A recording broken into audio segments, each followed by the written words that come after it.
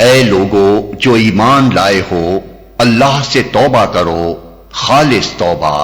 بعید نہیں کہ اللہ تمہاری برائیاں تم سے دور کر دے اور تمہیں ایسی جنتوں میں داخل فرما دے جن کے نیچے نہریں بہ رہی ہوں گی۔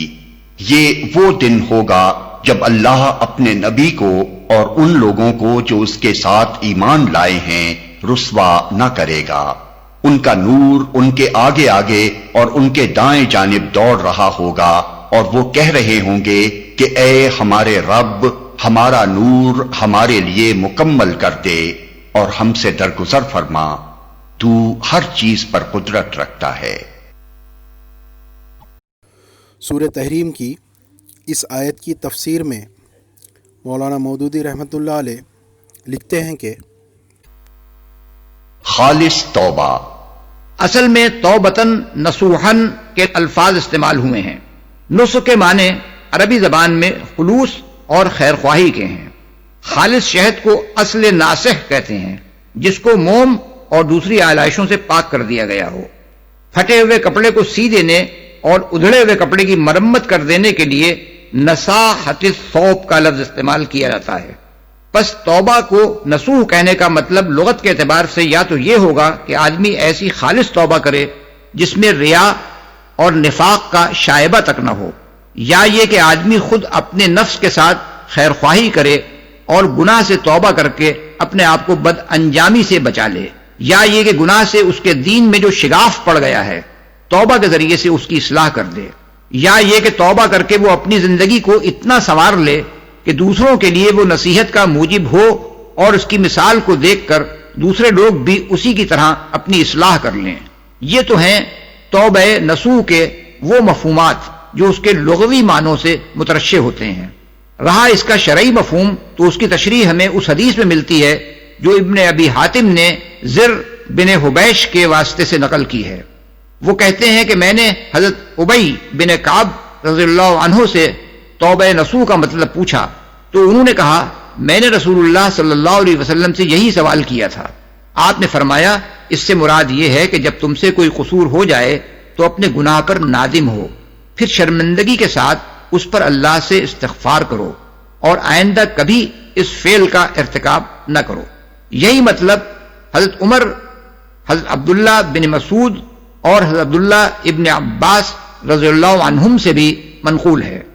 اور ایک روایت میں حضرت عمر رضی اللہ عنہ نے توبہ نصوح کی تعریف یہ بیان کی ہے کہ توبہ کے بعد آدمی گناہ کا اعادہ تو درکنار، اس کے ارتکاب کا ارادہ تک نہ کرے۔ ابن جریر کا حوالہ، حضرت علی رضی اللہ عنہ نے ایک مرتبہ ایک بدو کو جلدی جلدی توبہ و استغفار کے الفاظ زبان سے ادا کرتے سنا تو فرمایا کہ یہ توبۃ الکذابین ہے۔ اس نے پوچھا پھر صحیح توبہ کیا ہے؟ فرمایا اس کے ساتھ 6 چیزیں ہونی چاہیے۔ 1، جو کچھ ہو چکا ہے اس پر نادم ہو۔ 2، اپنے جن فرائض سے غفلت برتی ہو ان کو ادا کر۔ 3، جس کا حق مارا ہو اس کو واپس کر۔ 4، جس کو تکلیف پہنچائی ہو اس سے معافی مانگ۔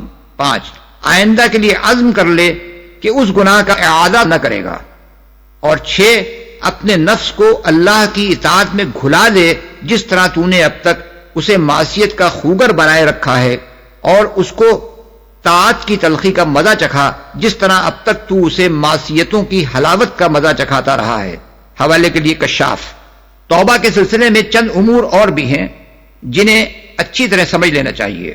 اول یہ کہ توبہ در حقیقت کسی معصیت پر اس لیے نادم ہونا ہے کہ وہ اللہ کی نافرمانی ہے، ورنہ کسی گناہ سے اس لیے پرہیز کا عہد کر لینا کہ وہ مثلاً صحت کے لیے نقصان دہ ہے یا کسی بدنامی کا یا مالی نقصان کا موجب ہے، توبہ کی تعریف میں نہیں آتا۔ دوسرا یہ کہ جس وقت آدمی کو احساس ہو جائے کہ اس سے اللہ کی نافرمانی ہوئی ہے اسی وقت اسے توبہ کرنی چاہیے، اور جس شکل میں بھی ممکن ہو بلا تاخیر اس کی تلافی کر دینی چاہیے، اسے ٹالنا مناسب نہیں ہے۔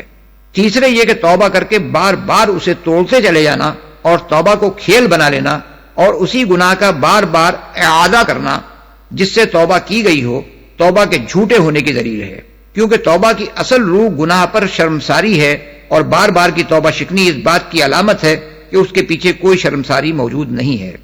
چوتھے یہ کہ جو شخص سچے دل سے توبہ کر کے یہ عزم کر چکا ہو کہ پھر اس گناہ کا اعادہ نہ کرے گا، اس سے اگر بشری کمزوری کی بنا پر اسی گناہ کا اعادہ ہو جائے تو پچھلا گناہ تازہ نہ ہوگا، البتہ اسے بعد والے گناہ پر پھر توبہ کرنی چاہیے اور زیادہ سختی کے ساتھ عزم کرنا چاہیے کہ آئندہ وہ توبہ شکنی کا مرتکب نہ ہو۔ پانچویں یہ کہ ہر مرتبہ جب معصیت یاد آئے توبہ کی تجدید کرنا لازم نہیں ہے، لیکن اگر اس کا نفس اپنی سابق گناہگارانہ زندگی کی یاد سے لطف لے رہا ہو تو بار بار توبہ کرنی چاہیے، یہاں تک کہ گناہوں کی یاد اس کے لیے لذت کے بجائے شرمساری کی موجب بن جائے، اس لیے کہ جس شخص نے فی الواقع خدا کے خوف کی بنا پر معصیت سے توبہ کی ہو وہ اس خیال سے لذت نہیں لے سکتا کہ وہ خدا کی نافرمانی کرتا رہا ہے۔ اس سے لذت لینا اس بات کی علامت ہے کہ خدا کے خوف نے اس کے دل میں جڑ نہیں پکڑی ہے۔ نہریں بہ رہی ہوں گی۔ آیت کے الفاظ قابل غور ہیں۔